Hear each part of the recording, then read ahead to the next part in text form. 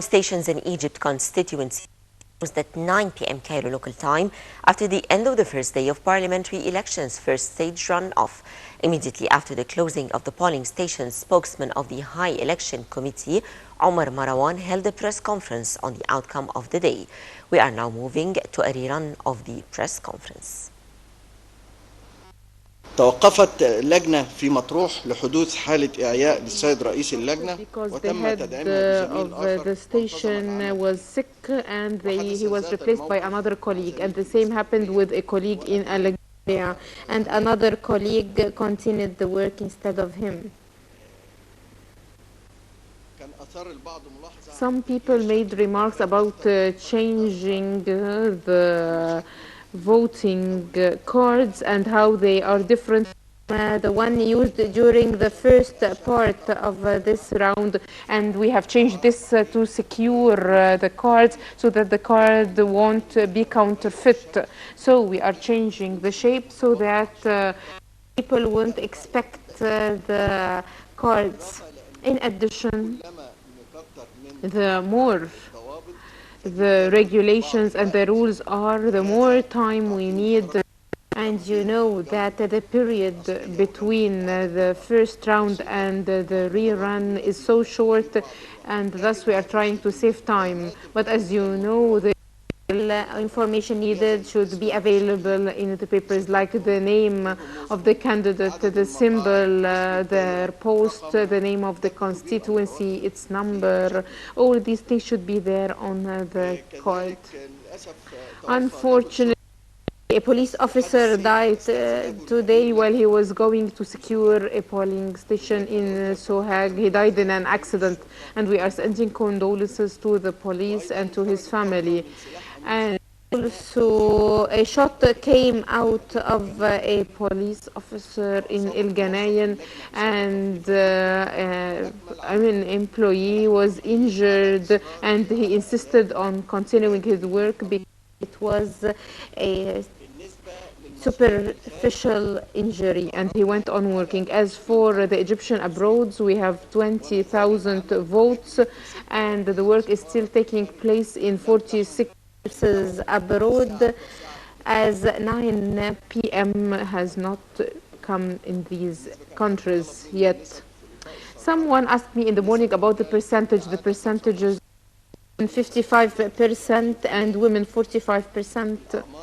The age groups from 18 to 45, 41%, from 46 to 60, 32%, 27%, and these are the percentages for the sample drawn and not for all the voters, so that things would be clear to you. And we are ready to receive 3 questions. Go on. Did you discard one of the candidates this morning because of giving a bribe in Manshiyat al-Qanatir? Is this true or false? And did a candidate die during the rerun of the elections? As for death, yes, there was a death in Sinai. And as for the first part of your question, we did not know about discarding or eliminating a candidate yet. In Shisht al-An'am school in Itay al-Barud, people had a problem. We have nothing about this, no information about this. What about the turnout? Maybe it is a lot of controversies, so we would like to know, with the difference in time, and things differ from one polling station to the other according to the headquarters of the candidate. So generally speaking, what about the turnout during the rerun? To talk about the turnout during the rerun, we need to finish the rerun. There is still one day to come, so let's wait until tomorrow evening, and then we would be able to know not the percentage about the turnout, but we'll be able to know the indicators. Mr. Counselor, a number of violations were monitored during the first round and during the second round, as you mentioned. What about the penalties used in these cases? Up till now, we did not hear that a specific candidate was penalized. So what about enforcing the penalties?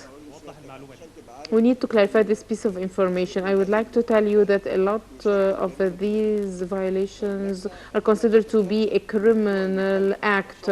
Thus, when we find the person, we turn him and refer him to the public prosecution, and we have a lot of complaints and reports that were referred to the public prosecution, be it through the Higher Commission or through other entities. Thank you.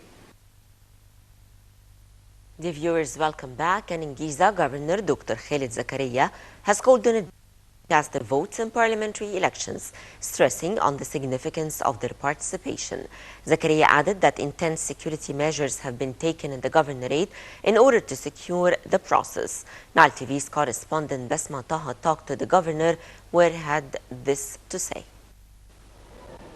Dear viewers, we are honored to have here Giza Governor Khalid Zakaria. He's going to tell us more about the latest developments concerning the electoral process. Thank you so much, sir, for joining us on Nile TV International. Thank you. Thank you for having us.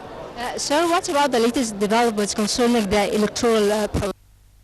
As you know, this is the second phase of the elections in parliamentary elections in Egypt. Giza happens to be the largest electorate votes in Egypt at this phase. As you can see, we have taken all necessary precautions to make sure that the basic services are provided for all participants. We are also provided all security measures and safety measures for all those that are willing to come and vote for their electorals. Sir, and a message to the citizens of Giza, what would you like to tell them today? I would like to tell them to please come. You have to vote. This is your country. This is an important message that you will be passing on and to the officials. Unless you are a positive participant and an active participant in this electoral process, you will not be able to convey your message, and as such we will not be able to know what really you want. I request that everyone considers coming to the parliamentary elections and participating in it, making sure that you choose the right person that will serve the country. Sir, any violations committed so far? That existed have been dealt with, or are currently being dealt with, depending on the location. Our role as a governor is to ensure that violations are removed and that all actions are taken to ensure that no such violations reoccur. And finally, sir, what about the latest security measures taken by the Giza governorate to secure the polling stations? Well, there's a number of security measures. I won't be talking about detail about them, but generally speaking, we have about 200 meters of area that is covered around the electoral sites, and these have been in coordination with the military as well as with the police, making sure that all security measures have been taken. We also have provided service for the medical services as well as emergency services in case of any emergency. Thank you, sir, for joining us tonight. Thank you for having us. Thank you very much.